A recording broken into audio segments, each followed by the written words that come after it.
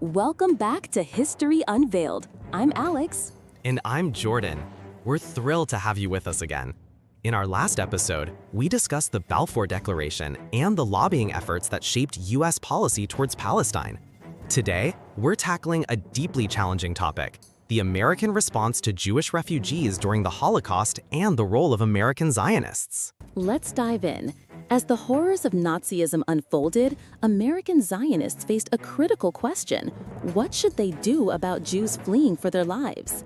Research suggests they prioritized supporting the Jewish community in Palestine over advocating for sanctuary in the U.S. What do you think drove that decision? It's a complex issue. Their ideological commitment to establishing a Jewish homeland in Palestine likely overshadowed immediate humanitarian concerns. But it raises an important question. Should they have pushed harder for refugee assistance in America? Absolutely. The U.S. was not welcoming at all. The Johnson-Reed Act of 1924 severely restricted immigration from Eastern and Southern Europe, making it nearly impossible for Jews to escape the impending doom. How do you think this restrictive policy influenced public perception of Jewish refugees? Well, during the Great Depression, many Americans were more concerned about economic stability than humanitarian crises. In 1939, a staggering 83% opposed further immigration. Can you imagine that level of indifference while people were suffering? It's shocking. And President Hoover's reinterpretation of immigration laws to exclude those likely to become a public charge really highlights how fear and prejudice shaped policy.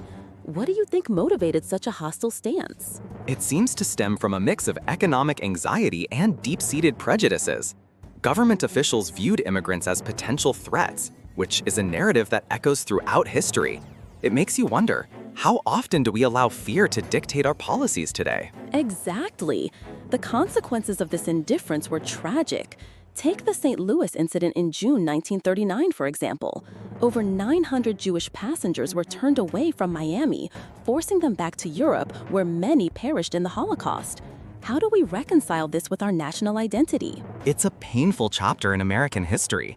Deborah Lipstadt pointed out that this hostile policy was rooted in anti-Semitism, and figures like Father Charles Coughlin fueled that fire with their rhetoric. How do you think media figures like him shaped public opinion during that time? They played a significant role in normalizing anti-Semitic views. Coughlin's broadcasts reached millions, spreading conspiracy theories about Jewish control over financial systems. It's a stark reminder of the power of media in shaping narratives. What lessons can we draw from this today? Reflecting on this history, it's clear that the dynamics of fear, prejudice, and economic anxiety can lead to devastating outcomes. The failure to provide refuge to those fleeing persecution raises critical questions about our responsibility as a society. Absolutely. It's a call to action for us to be vigilant against similar attitudes today. How can we ensure that history doesn't repeat itself when it comes to offering asylum and support to those in need? Today, we've explored the difficult choices faced by American Zionists during the Holocaust and the broader societal attitudes towards Jewish refugees. It's a complex legacy that continues to resonate. We encourage our listeners to reflect on how these historical dynamics shape our current policies and attitudes towards refugees. What can we do to foster a more compassionate response in our communities? Thanks for joining us. We hope this discussion has sparked some important thoughts. Tune in next time as we continue to unravel the entrenched narrative surrounding Zionism and its impact on modern geopolitics. See you next time.